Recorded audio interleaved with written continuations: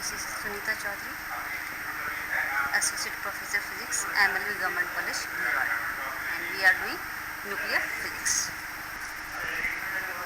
Nuclear physics की वो branch है जिसमें हम न्यूक्लियस की स्ट्रक्चर के बारे में, उसकी properties, transformation, nuclear energies, different nuclear reactions, radioactivity, इन सब के बारे में पढ़ते हैं.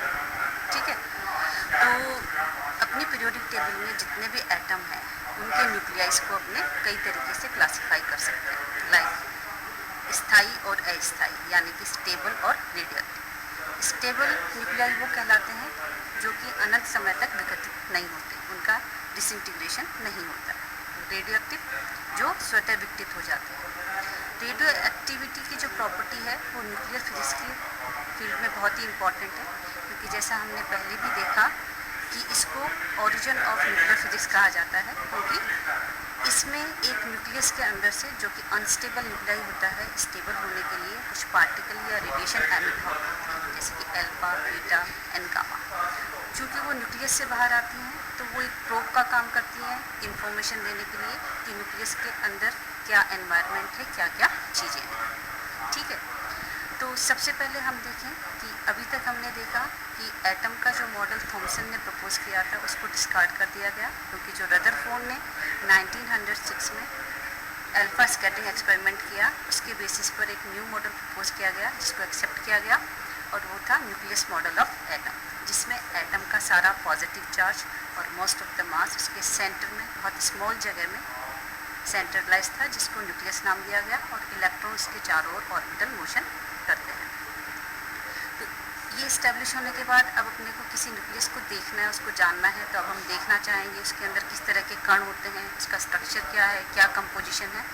तो कुल मिलाकर किसी भी अगर न्यूक्लियस को किसी नाभिक का एक पूरा मूल रूप से चित्रण हमें देखना है तो उसकी कई सारी प्रॉपर्टीज़ अपने को क्लियर होनी चाहिए, like Z, A, M, R, ये सब सिंबल इनका यूजुअल मीनिंग है. जैसे देखें कि Z एटम के लिए एटॉमिक नंबर को बताता है, और एक न्यूक्लियस के लिए उसके अंदर कितना चार्ज है, कितना पॉजिटिव चार्ज है उसको बताना है.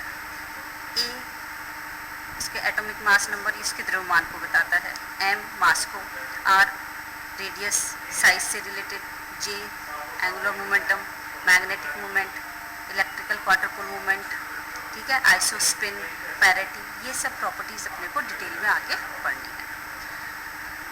न्यूक्लियस इन जनरल जब ग्राउंड स्टेट में है, इसके अलावा वो एक्साइटेड स्टेट में भी एग्जिस्ट कर सकता है, डिफरेंट एक्साइटेड स्टेट भी पॉसिबल है, लेकिन इन सब केसेस में उसका A और Z सेम रहता है. ये एक निश्चित एक डेफिनेट वैल्यू है जो किसी न्यूक्लियस को डिफाइन करती है. ठीक है, now we define nucleons. Nucleons basically क्या है? न्यूक्लियस के अंदर रहने वाले जो कण हैं उनको एक नाम दिया गया है न्यूक्लियॉन. तो जैसे हम जानते हैं कि प्रोटॉन और न्यूट्रॉन ये दोनों न्यूक्लियस के अंदर रहते हैं, इनको कॉमन नाम दिया गया न्यूक्लियस. प्रोटॉन की डिस्कवरी का क्रेडिट जाता है रदरफोर्ड को, और न्यूट्रॉन के बारे में चैडविक ने डिस्कवर किया 1935 में, उन्हें भी नोबेल प्राइज़ मिला. तो ये दोनों जो पार्टिकल हैं, प्रोटॉन पे पॉजिटिव चार्ज होता है और न्यूट्रॉन न्यूट्रल होता है, निरावेशी.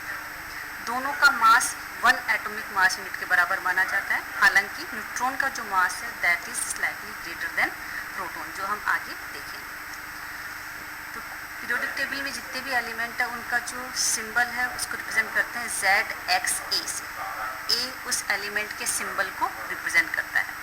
ठीक है, और ये जो दो Z और A दो नंबर हम देख रहे हैं ये बहुत इंपॉर्टेंट है. तो Z बेसिकली क्या है? एटॉमिक नंबर है, जो क्या होता है न्यूक्लियस में रहने वाले प्रोटॉन की संख्या के बराबर, और ये डिसाइड करता है कि पीरियोडिक टेबल में आपकी पोजीशन क्या है. मान लीजिए हाइड्रोजन है, वो पीरियोडिक टेबल में फर्स्ट पोजीशन पर है क्योंकि उसमें न्यूक्लियस के अंदर एक प्रोटॉन रहता है. कैल्शियम में 20 प्रोटॉन है. ठीक है, इसी तरह से यूरेनियम में 92 प्रोटॉन है, तो वो पीरियोडिक टेबल पे 92 नंबर पर है. A रिप्रेजेंट करता है एटॉमिक मास नंबर, परमाणु द्रव्यमान संख्या, जो क्या होती है नाभिक में रहने वाले दोनों कणों, यानी कि जो न्यूक्लियॉन्स हैं उनकी कुल संख्या के बराबर, मतलब प्रोटॉन की संख्या कितनी है और न्यूट्रॉन की संख्या कितनी है, इन दोनों के जोड़ के बराबर. ठीक है, तो Z और A जो हैं एक न्यूक्लियाई के लिए डेफिनेट होते हैं, फिक्स होते हैं. ठीक ठीक है। इन जनरल जो अपनी न्यूक्लियर रिएक्शंस होती हैं उसमें चार्ज कंजर्व रहता है, साथ में जो ये ए है एटॉमिक मास नंबर, ये भी अपना कंजर्व रहता है। जो कंजर्वेशन प्रॉपर्टीज़ हैं वो बहुत इंपॉर्टेंट होती हैं, ठीक है। अब सबसे पहले हम बात करें Z और A हम देख चुके हैं, अब आते हैं अपने मास पे, नाभिक के द्रव्यमान के बारे में पढ़ेंगे। तो मास स्पेक्ट्रोग्राफ एक ऐसी डिवाइस है, एक ऐसी युक्ति है जिसकी सहायता से हम किसी परमाणु का द्रव्यमान और उससे हम नाभिक का द्रव्यमान ज्ञात कर सकते हैं। परमाणु के द्रव्यमान के बारे में ऑस्टन ने सबसे पहले एक बहुत ही इंपॉर्टेंट चीज़ बताई। क्या बताई? कि जितने भी परमाणु हैं, जितने भी अलग अलग एलिमेंट के परमाणु हैं, उन सबका जो द्रव्यमान है उनका हाइड्रोजन के एटम के द्रव्यमान से एक इम्पॉर्टेंट रिलेशन है। क्या? उन सब का जो मास है वो हाइड्रोजन के एटम का मास का इंटीग्रल मल्टीपल है, मतलब 1 time, double, triple, 4 time, 10 times. Like जो हीलियम है उसका मास हाइड्रोजन एटम का ऑलमोस्ट 4 टाइम होता है, ठीक है। यहाँ ऑलमोस्ट का साइन ये बता रहा है कि एग्जैक्टली 4 टाइम्स नहीं होगा, साथ में उसमें कुछ फ्रैक्शनल पार्ट भी होता है, ठीक है। अब आइए हम डिफाइन करें। मास हमने देख लिया। मास बेसिकली एमके सिस्टम में हम किलोग्राम्स में मेजर करते हैं, किलोग्राम्स उसकी यूनिट है। लेकिन जैसा कि हम देखते हैं कि एटम, न्यूक्लियस, इनकी साइज़ बहुत स्मॉल है, इनका मास भी बहुत कम होता है। तो इसके लिए हम एक नई यूनिट डिफाइन करते हैं, that is atomic mass unit, परमाणु संहति मात्रक, जिसको कि हम शॉर्ट में AMU से रिप्रेजेंट करते हैं, ठीक है। अब इसको हम कैसे डिफाइन करेंगे, या फिर किलोग्राम में इसको अपने को कन्वर्ट करना हो तो कैसे करेंगे? तो सबसे पहले इसकी डेफिनेशन है 1 AMU equals to mass of carbon 12 atom divided by 12।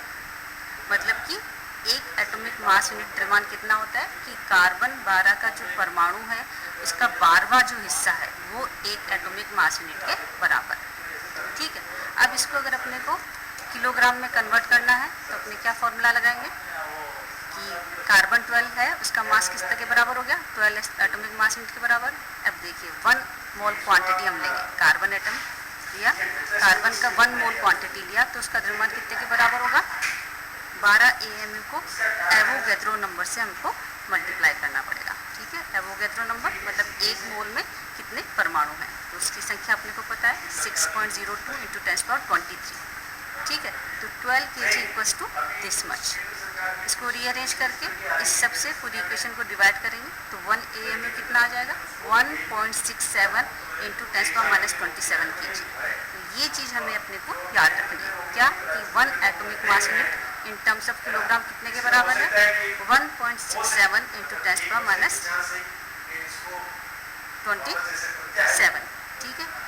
तो प्रोटॉन का मास और न्यूट्रॉन का मास इस ऑर्डर का है, उनका मास 1 एटॉमिक मास यूनिट के बराबर होता है, तो वो इस ऑर्डर का है। अब जैसा कि हम जानते हैं आइंस्टाइन के मास एनर्जी इक्विवेलेंस के हिसाब से mass is the form of energy, तो जो मास को है उसको हम किलोग्राम या AMU के बजाय इलेक्ट्रॉन वोल्ट में भी कन्वर्ट कर सकते हैं। तो E इक्वल्स टू mc² फॉर्मूले से हम देखते हैं कि 1 एटॉमिक मास यूनिट कितने के बराबर जाएगा? 931.5 मेगा इलेक्ट्रॉन वोल्ट पर c², ठीक है। तो जब अपने को मास को एनर्जी के टर्म में कन्वर्ट करना है तो अपने को इस फैक्टर से उसको चेंज करना पड़ेगा। इसी तरह से अगर एनर्जी से उसको मास में कन्वर्ट करना है तो एक बार डिवाइड और एक बार मल्टीप्लाई अपने को करना पड़ता है। तो हम देख सकते हैं कि कोई भी एक एटम जिसको ZXA से रिप्रेजेंट किया गया है, अगर उसका मास ये है MAZ, ये एटम का मास है, वो किसके बराबर होगा? उसके न्यूक्लियस के मास के बराबर। इसके अलावा उसमें इलेक्ट्रॉन भी प्रेजेंट है, हालांकि जो इलेक्ट्रॉन है उनका मास प्रोटॉन और न्यूट्रॉन के कंपैरिजन में बहुत कम होता है, ऑलमोस्ट 2000 टाइम्स लेस। और उनकी संख्या कितनी होती है? जितने प्रोटॉन होंगे उतने ही इलेक्ट्रॉन। हम एक उदासीन परमाणु की बात कर रहे हैं, तो इलेक्ट्रॉन के मास को Z से मल्टीप्लाई करेंगे, ये इलेक्ट्रॉन का मास हो गया, और उसमें से अपने को बाइंडिंग एनर्जी माइनस करनी पड़ेगी, ठीक है। अब देखते हैं 3 इंपॉर्टेंट चीज़ें जो अपने एटम के पार्टिकल्स हैं, जिनको अपने सब एटॉमिक पार्टिकल कहते हैं, इलेक्ट्रॉन, प्रोटॉन और न्यूट्रॉन, उनका mass in terms of atomic mass unit और MA, ये हमें आगे भी ध्यान रखना है। तो यहाँ क्या दिखाई दे रहा है? इलेक्ट्रॉन का जो मास है एटॉमिक मास यूनिट 5.48 इंटू 10⁻⁴, और मास ऑफ प्रोटॉन और मास ऑफ न्यूट्रॉन क्या दिखाई दे रहे हैं? 1.007276 और 1.008665। तो राउंड फिगर में हम प्रोटॉन और न्यूट्रॉन के मास को 1 एटॉमिक मास यूनिट ही लेते हैं। लेकिन यहाँ देखने को अपने को मिल रहा है कि जो न्यूट्रॉन का मास है that is slightly greater than proton. Decimal के थर्ड प्लेस पर अपने देखते हैं उनके मास में डिफरेंस अपने को ऑब्जर्व होता है। इन terms of mega electron volt देखें तो इलेक्ट्रॉन का जो रेस्ट मास है वो कितने के बराबर है 0.511 MeV, प्रोटॉन का 938 MeV और न्यूट्रॉन का 939 MeV, slightly greater than this.